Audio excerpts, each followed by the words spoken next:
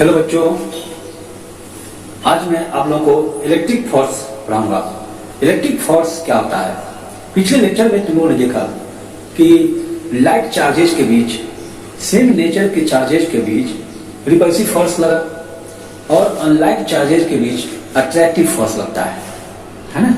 दो light charges अगर हो, दोनों पॉजिटिव नेचर का चार्ज हो, दो पॉजिटिव चार्ज के बीच रिपल्सिव फोर्स लगता है और एक पॉजिटिव और दूसरा नेगेटिव चार्ज हो तो इसके बीच अट्रैक्टिव फोर्स लगता है। ठीक ना? देखो, तो चार्ज अगर पॉजिटिव हो इधर फोर्स अप्लाई करेगा और ये चार्ज इधर की ओर फोर्स अप्लाई करेगा। इस तरह से हो, ये रिपल्सिव फोर्स यानी पुशिंग फोर्स अप्लाई होगा। अगर इस दोनों चार्ज के बीच, इस दोनों चार्ज का नेचर अपोजिट हो, दूसरा नेगेटिव चार्ज हो, तो इसके बीच क्या होगा? अट्रैक्टिव फोर्स अप्लाई होगा। देखो, पुलिंग फोर्स अप्लाई होगा, ये एक दूसरे को पुल करेगा। ये पुलिंग फोर्स यानी अट्रैक्टिव फोर्स अप्लाई होता है। तो अनलाइट चार्जेस के बीच अट्रैक्टिव फोर्स और लाइट चार्जेस के बीच रिपल्सिव फोर्स अप्लाई होता है। इस दो टाइप के फोर्स को क्या कहते हैं? Electric force. इसका दो तीन तरीके से बोला जाता है। क्या क्या होता है? Electric force, electrostatic force, force of interaction भी कहा जाता है, दोनों के बीच इंटरेक्शन होता है। इसके बाद कंजर्वेटिव फोर्स भी कहते हैं और सेंट्रल फोर्स भी कहते हैं। कहीं भी नाम बदल दे अगर क्वेश्चन में तो परेशान नहीं होना है, यही फोर्स होता है। ये इलेक्ट्रिक फोर्स किन किन बातों पे डिपेंड करता है? दो चार्ज के बीच जो इलेक्ट्रिक फोर्स अप्लाई हो रहा है वो किन किन बातों पे डिपेंड करेगा? इसके लिए कूलम्ब ने कुछ नियम बताया। क्या उन्होंने बताया कि दो पॉइंट चार्जेस के बीच जो इलेक्ट्रिक फोर्स है वो 3 पॉइंट्स पे डिपेंड करेंगे। किन किन पॉइंट पे? तो एक चार्जेस के मैग्नीट्यूड पे डिपेंड करेगा, दूसरा चार्जेस के बीच सेपरेशन पे डिपेंड करेगा। देखो, कूलम्ब ने जो रूल बताया वो किसी के लिए वैलिड है? ओनली पॉइंट चार्जेस के लिए। Q1 और यहाँ पे Q2 दो पॉइंट चार्जेस है।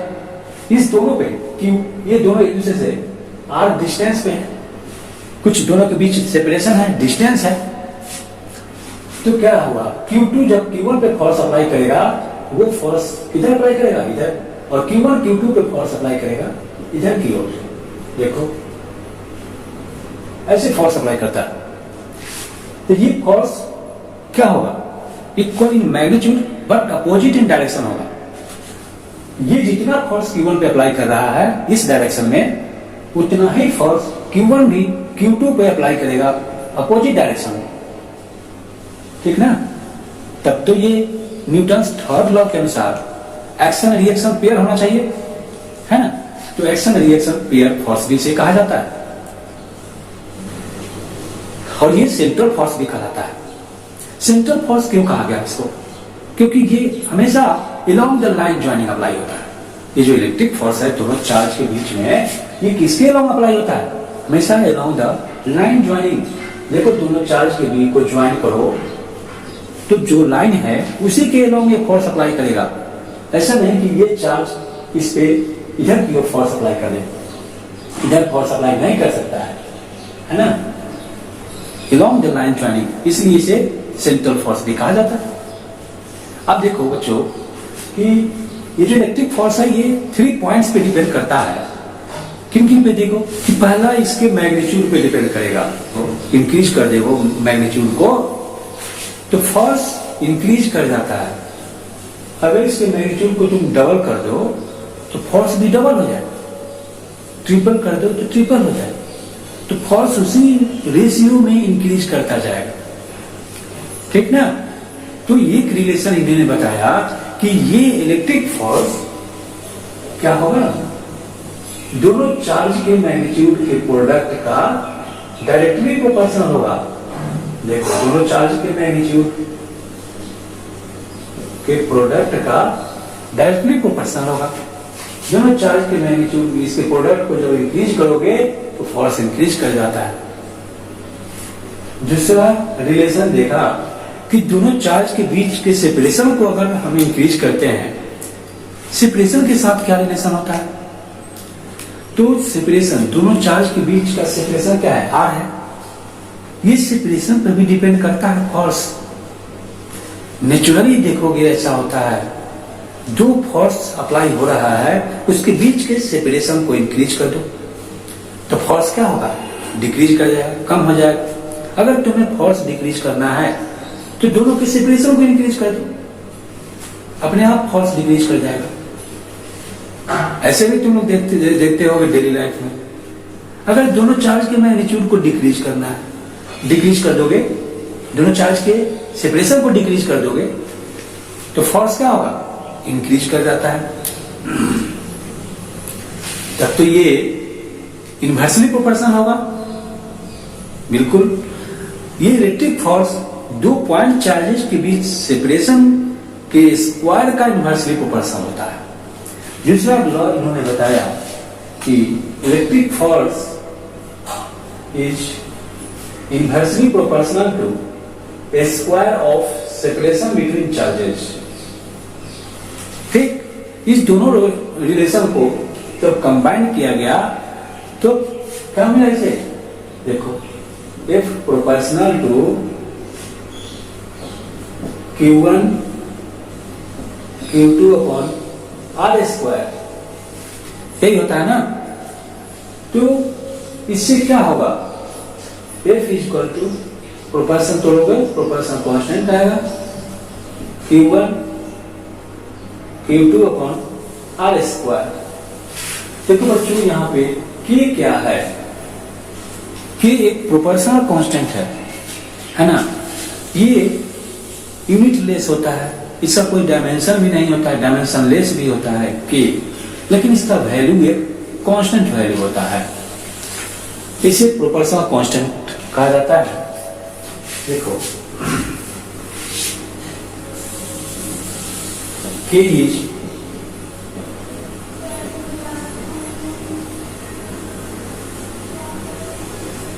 proportional constant. It is unitless and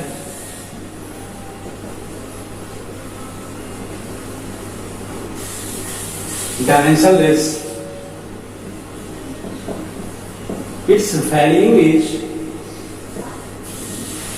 9 into 10 to the power 9 newton metre square पर कूलम्ब स्क्वायर होता है। ठीक, तो ये हमने देखा कि ये K का वैल्यू इतना होता है कि यूनिट लेस होता है, कोई यूनिट नहीं होता है इसका, नहीं इसका कोई डायमेंशन होता है।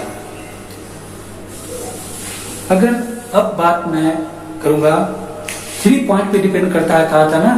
एक तो मैग्नीट्यूड पे डिपेंड करता है, फिर उसके सेपरेशन पे डिपेंड करता है, थर्ड पॉइंट कौन सा है? मीडियम पे भी डिपेंड करता है। दो पॉइंट चार्जेस को अगर तुम एयर वैक्यूम से किसी दूसरे मीडियम में रख दो तो वहां पर फोर्स चेंज हो जाता है। उसे अगर तुम ये वाटर में रख दो, अभी हम लोग किस मीडियम में है? एयर और वैक्यूम मीडियम में। अगर उसे तुम वाटर में रख दो तो उसका चेंज हो जाता है। क्यों चेंज हो जाता है मैं डिस्कस करूंगा। पोलराइजेशन तुम पढ़ चुके हो, ऐसे ज्यादा डिटेल में तुम आगे क्यों पढ़ोगे। तो एप्सिलॉन आर का वैल्यू क्या होगा? Epsilon not upon epsilon not, cut करो तो 1, यानी एप्सिलॉन आर का वैल्यू वैक्यूम मीडियम में कितना होता है? 1 होता है। लेकिन किसी भी दूसरे मीडियम में देखो तो उससे ज्यादा होता है। ठीक है ना, तो it's value is 1 in vacuum, but more than 1 in another medium. Another medium में एक से ज्यादा होता है एप्सिलॉन आर का वैल्यू। अब हम लोग किसी दूसरे मीडियम में इलेक्ट्रिक फोर्स क्या होगा दो चार्ज बॉडी के बीच, ये देखते हैं। दो चार्ज बॉडी के बीच अगर तुम किसी दूसरे मीडियम को रखते हो तो एक तो मीडियम का थिकनेस होगा, है ना, और दोनों के बीच का सेपरेशन है। तो मीडियम का थिकनेस और दोनों चार्ज के बीच के डिस्टेंस के बीच क्या रिलेशन है वो देखेंगे। रिलेशन बिटवीन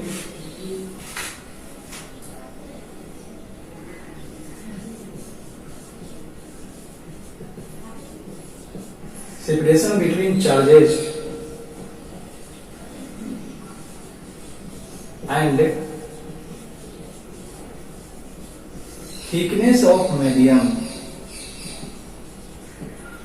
मीडियम की थिकनेस के बीच रिलेशन क्या होगा।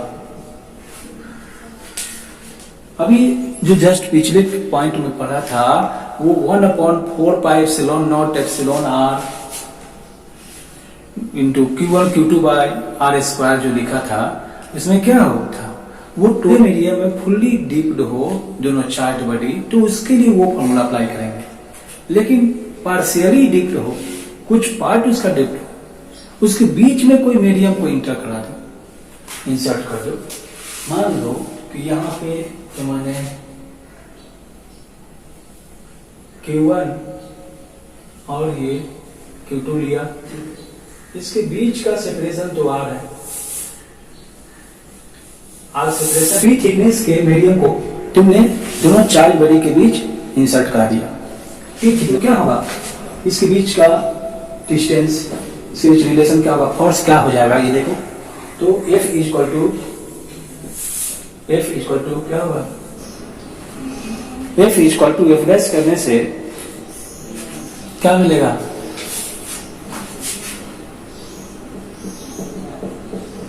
F equal to F dash, F है तुम्हारा 1/4πε0 Q1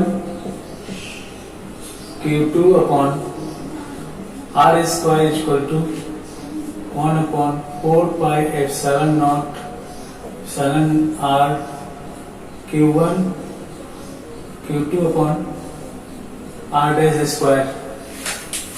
इसका नेक्स्ट स्टेप क्या होगा बच्चों, देखो Q1 Q2 यहां से कैंसिल, 4πε0 कैंसिल, R स्क्वायर और R डैश स्क्वायर की बात है, तो यहाँ क्या बचा अभी तो इस साइड में 1/R स्क्वायर इक्वल टू 1/ε0 और R dash square, R dash square. हमें R डैश निकालना है, किसी मीडियम को इंसर्ट करने से दो चार्ज बॉडी के बीच के डिस्टेंस में क्या चेंजिंग आता है वही हमें कैलकुलेट करना है। दो चार्ज बॉडी के बीच इसे क्रॉस मल्टीप्लाई करोगे एप्सिलॉन R तो R स्क्वायर इक्वल टू क्या होगा बच्चों, R डैश स्क्वायर इक्वल क्या लिखोगे, R equal to epsilon R root under epsilon R और R डैश, ये रिलेशन आता है। देखो तो मीडियम का जो सेपरेशन होता है, दो चार्ज के बीच का जो सेपरेशन होता है किसी मीडियम में, वो उस चार्ज के, उस मीडियम के रिलेटिव परमिटिविटी और उसके डिस्टेंस के प्रोडक्ट के बराबर होता है, डिस्टेंस के प्रोडक्ट के बराबर होता है। देख रहे तुम्हें कि दो चार्ज के बीच का जो सेपरेशन है R equal to root epsilon R into R dash आ गया। किसी मीडियम को इंसर्ट करने के बाद R क्या हो जाता है, root epsilon R into R dash हो जाता है। इसे जरा वीडियो पॉज करके नोट करो, फिर मैं इस पे बेस एक प्रॉब्लम सॉल्व कराऊंगा, ठीक ना। ओके, मान लो कि किसी दो चार्ज बॉडी को Q1 और Q2 को इस टाइप से रखा गया, इसके बीच फोर्स इधर अप्लाई होगा, इधर की ओर इसके बीच फोर्स अप्लाई होगा। इसके बीच का सेपरेशन है R है, सेपरेशन इसका, दो चार्ज बॉडी के बीच का सेपरेशन R है। इसलिए तुमने किसी मीडियम को इंसर्ट करा दिया, कोई मीडियम को तुमने इंसर्ट कराया जो T थिकनेस का है, तो इसका एक्चुअल डिस्टेंस क्या होगा, actual distance between both charges, इस मीडियम के इंसर्ट करने के बाद दोनों चार्जेस के बीच का एक्चुअल डिस्टेंस क्या होगा।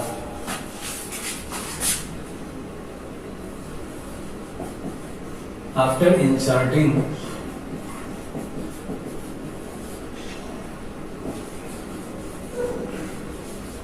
मीडियम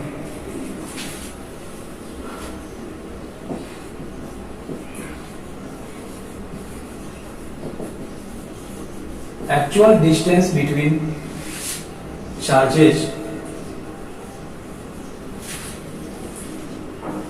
is क्या लिखोगे r माइनस टी, यहां तक r है तो एक्चुअल डिस्टेंस इन वैक्यूम क्या हो जाएगा, टोटल r में से t को घटा लोगे, r में से t को घटाओगे तो इस मीडियम का तुमको मिलेगा, जो मीडियम तुमने इंसर्ट कराया उसका जो थिकनेस t है, लेकिन इसका तो क्या होगा r माइनस t होगा। Actual distance between charges is r minus T, तो ये मान लो कि ये दोनों के बीच एयर मीडियम इन एयर और इसका थिकनेस है t।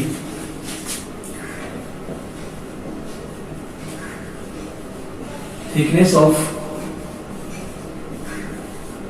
Medium is T।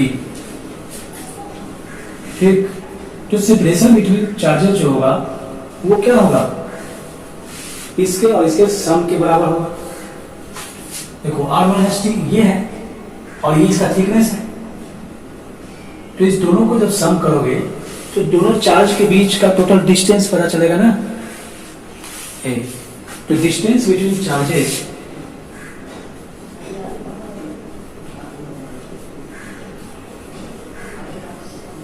charges is equal to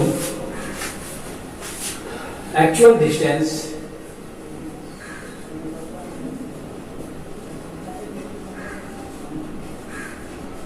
in air plus thickness of medium।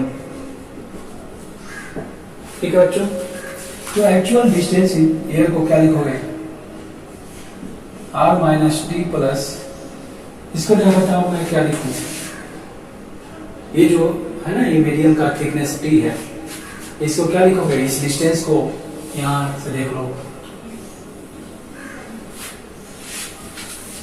इस t को क्या लिखोगे रूट अंडर एप्सिलॉन r और r डैश। तो बच्चों इतना आ जाएगा ना, क्या देखा r equal to root under epsilon r dash था, यहाँ पे इसका thickness actual distance in air is r minus T plus medium का थिकनेस है root under epsilon r dash. तो इस मीडियम के कारण उसका इलेक्ट्रिक फोर्स क्या होगा, मीडियम के इंसर्ट करने के कारण इलेक्ट्रिक फोर्स क्या होगा। देखो आफ्टर inserting medium,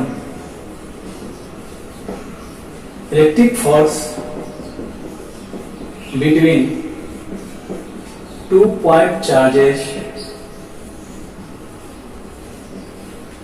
क्या होगा, F is equal to 1/4 pi epsilon naught epsilon r dot q1 q2 upon r square। ये जानते हो ना, तो r की वैल्यू को पुट करो 1/4 pi epsilon naught dot q1 q2 on ये डिस्टेंस बिटवीन इसम क्या होगा r minus T plus root under epsilon r dash का होल स्क्वायर। ठीक, ये तुम्हारा किसी भी मीडियम में फोर्स कैलकुलेट करना हो तो इसी प्रोसेस से तुम इसमें फोर्स कैलकुलेट कर सकते हो। फोर्स कैसे इफेक्टेड होता है, किसी भी दूसरे मीडियम में अगर फोर्स कैलकुलेट करना हो तो ये फॉर्मूला अप्लाई करेंगे।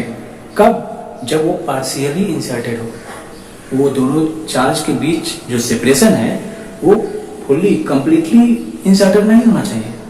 कंप्लीटली इंसर्टेड होगा तो सिंपल फॉर्मूला अप्लाई करना है, 1/4 dot epsilon R Q1 Q2 upon R square. देखो case 1, if both point charges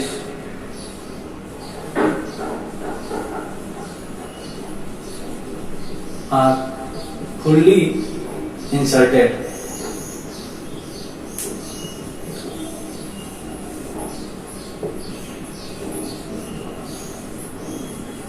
in a medium। अगर फुल्ली इंसर्टेड हो तो उसका फॉर्मूला होगा, जैसे फुल्ली इंसर्टेड करने का मतलब है कि इस टाइप से हो, Q1 Q2, ठीक, इसके बीच का सेपरेशन R है, जब फोर्स अप्लाई कर रहा है तो ये फोर्स क्या होगा, 1/4 pi epsilon naught epsilon R dot Q1 Q2 upon R square. But ये पार्शियली इंसर्टेड हो तो ये फॉर्मूला अप्लाई करेंगे। केस 2 करके इसको भी लिख दो, if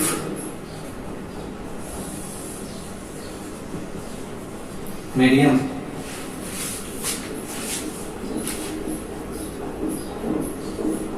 is inserted partially between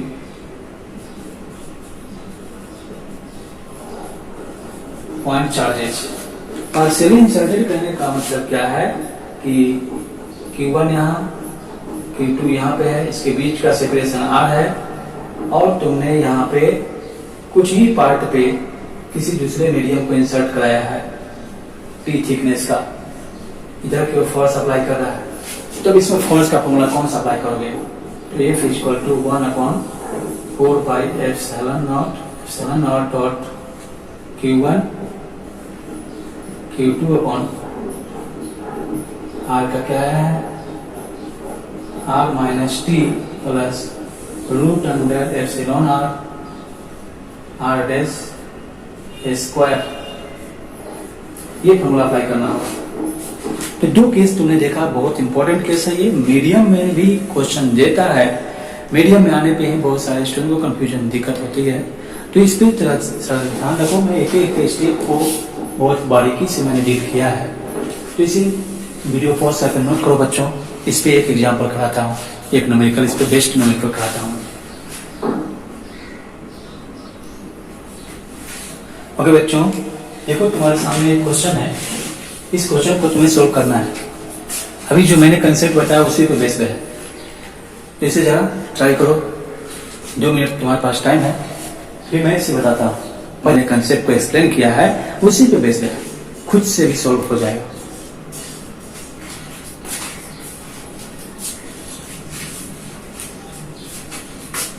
तो बच्चों आशा करता हूँ कि तुम लोगों ने बना लिया होगा।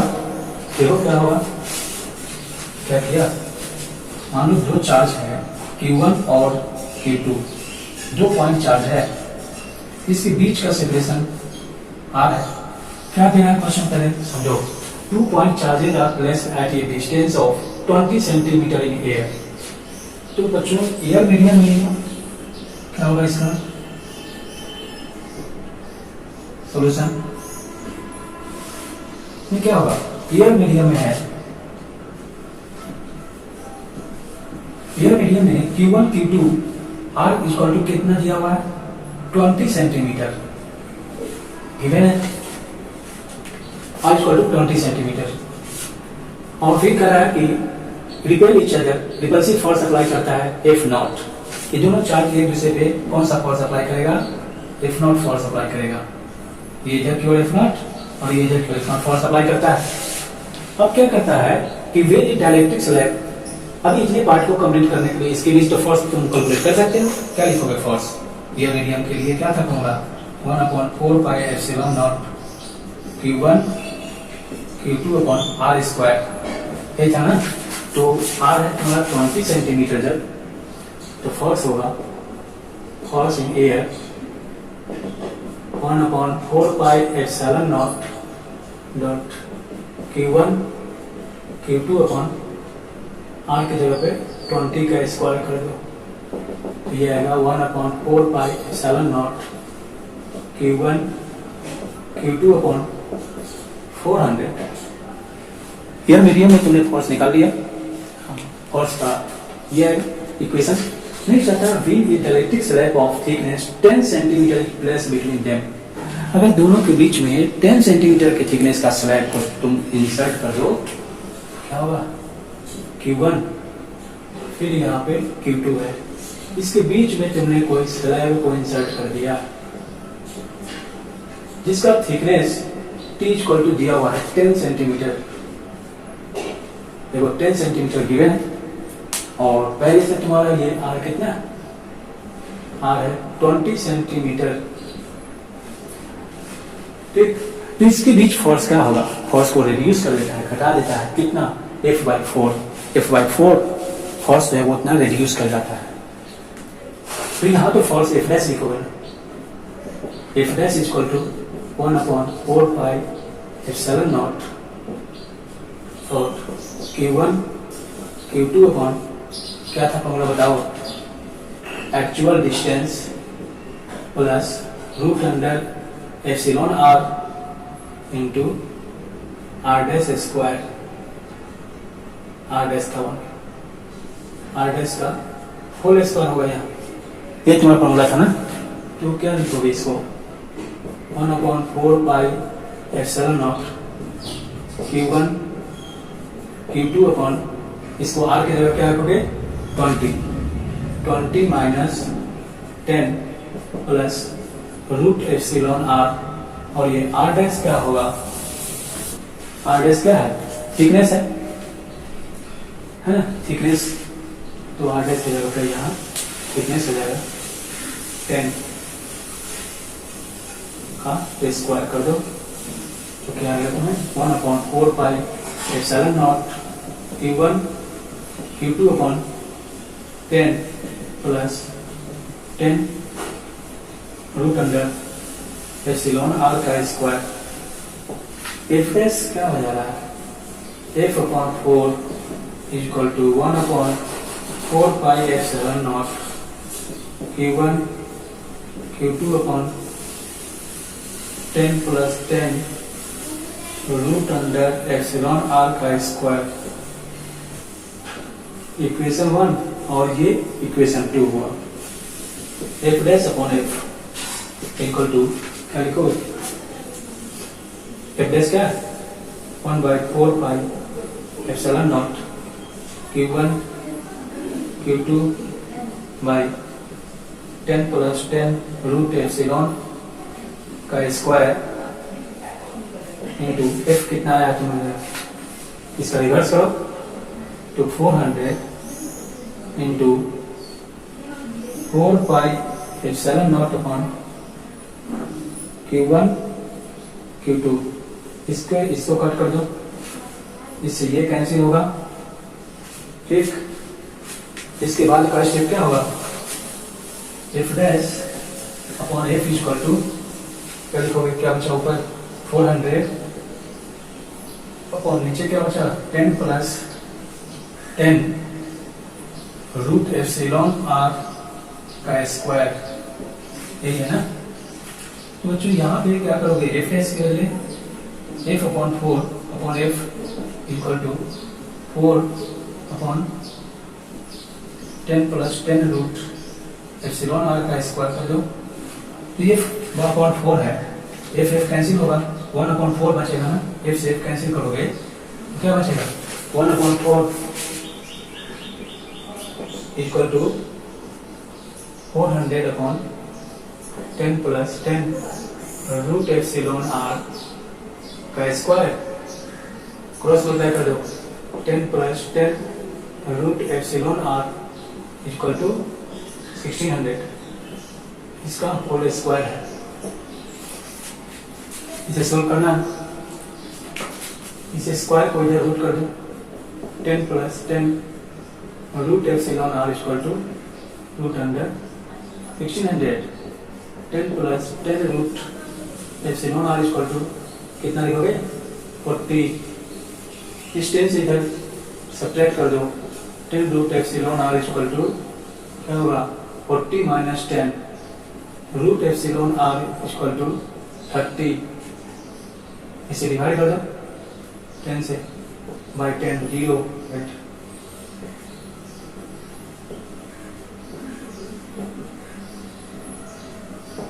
स्क्वायर करोगे तो epsilon r is equal to r का स्क्वायर is equal to 3 का square epsilon r is equal to क्या आएगा 9. तो बच्चों इसे नोट करो, वीडियो पॉज करके इसे नोट करो. क्या आया epsilon r is equal to 9.